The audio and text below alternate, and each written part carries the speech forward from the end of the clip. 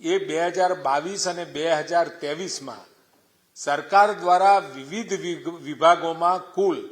35,038 જગ્યાઓ ઉપર આ નિમણૂકો આપવામાં આવી છે અને ભરતી કરતી સંસ્થાઓના પ્રમાણે ભલામણ અને નિમણૂકની વિગતોમાં ગૌણ સેવા પસંદગીએ આપણને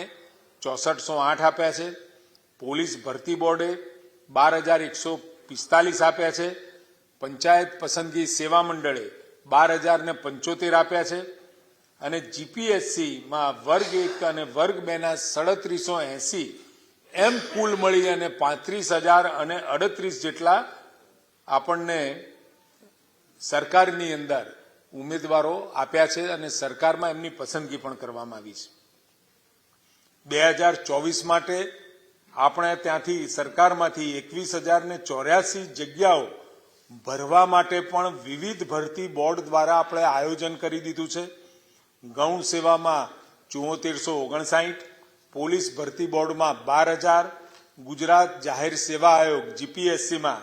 1625 એમ 21,084 જેટલા ઉમેદવારો